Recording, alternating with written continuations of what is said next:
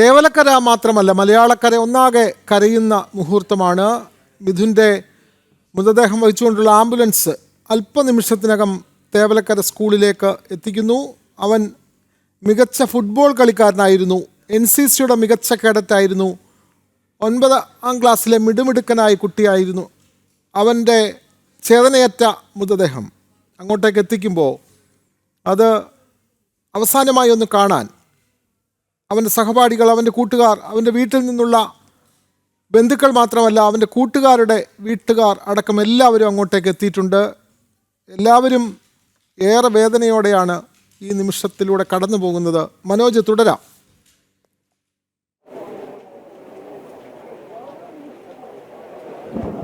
വിനോദ്, അതുതന്നെയാണ്. അതായത് സ്കൂളിലെ നല്ലൊരു വിദ്യാർത്ഥി, പഠനത്തിൽ മികവ് പുലർത്തിയിരുന്ന വിദ്യാർത്ഥി, അതോടൊപ്പം തന്നെ ഈ കൂട്ടുകാർക്കിടയിലെ അതായത് ഫുട്ബോൾ കളിക്കുവാനും മികച്ച ഒരു കായിക താരം കൂടെയായിരുന്നു ഇതിന്. അതോടൊപ്പം NCCയിലെ ഒരു നല്ലൊരു കേഡറ്റായിരുന്നു. അതുതന്നെയാണ് ഞാൻ നേരത്തെ സൂചിപ്പിച്ചത്. എല്ലാ തരത്തിലും മുൻപന്തിയിലുണ്ടായിരുന്ന ഒരു വിദ്യാർത്ഥി, നാടിൻ്റെ പ്രതീക്ഷയായിരുന്ന വിദ്യാർത്ഥിയാണ് നഷ്ടപ്പെട്ടിട്ടുള്ളത്.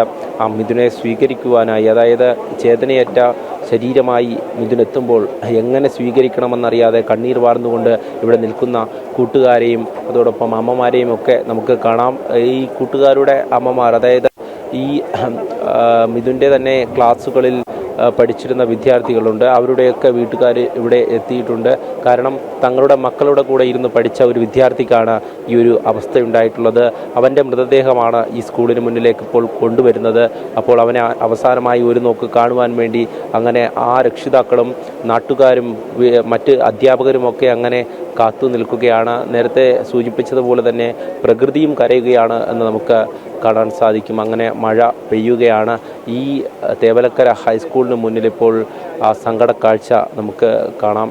അതോടൊപ്പം തന്നെ നിരവധി പേർ ഇവിടേക്ക് എത്തുന്നുണ്ട്.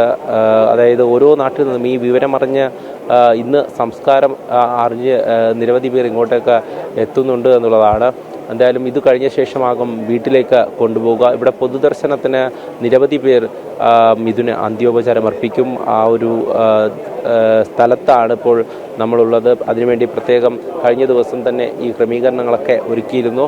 അതോടൊപ്പം തന്നെ ഈ കൂട്ടുകാരെ സംബന്ധിച്ചിടത്തോളം തങ്ങളുടെ പ്രിയപ്പെട്ട ഒരു സുഹൃത്ത് ഇത്തരത്തിലൊരു അപകടത്തിലൂടെ മരിക്കുന്നു, അത് നേരിൽ കാണേണ്ട ആ ഒരു അവസ്ഥയുണ്ടാകുന്നു എന്നുള്ളതാണ്. അത്തരത്തിൽ ഈ ഞെട്ടിപ്പോയ വിദ്യാർത്ഥികളുണ്ട്, സഹപാഠികളുണ്ട്. അവർക്കൊക്കെ തന്നെ കൃത്യമായിട്ടുള്ള കൗൺസിലിംഗ് നൽകണമെന്നുള്ളതും ഇവിടെയുള്ള അധികൃതർ കഴിഞ്ഞ ദിവസം ഈ മന്ത്രിമാരടക്കം വളരെ അനിവാര്യമാണ്. അവന്റെ കൂടെ പഠിച്ചവർ, 8ാം ക്ലാസ്സിൽ അവന്റെ കൂടെ പഠിച്ചവർക്ക് കൗൺസിലിംഗ് കൂടി വേണ്ടി വരുന്നു. കാരണം ഒന്നിച്ച് കളിച്ചു നടന്നവർ, ഒന്നിച്ച് പഠിച്ചവർ, അവനപ്പോൾ അവസാനമായി സ്കൂൾ മുറ്റത്ത് കളിച്ചവർ ഒക്കെ, അവർക്ക് മാനസികമായി അവരെല്ലാം തകർന്നിരിക്കുകയാണ്. കൊച്ചുകുട്ടികളാണ്, 8ാം ക്ലാസ്സിൽ പഠിക്കുന്ന സഹപാഠികൾ. അവർക്കൊക്കെ കൗൺസിലിംഗ് നടത്തി വേണം അവരെ വീണ്ടും ഈ വിദ്യാലയ മുറ്റത്തേക്ക് അവരെ കൂട്ടിക്കൊണ്ടുവരാൻ.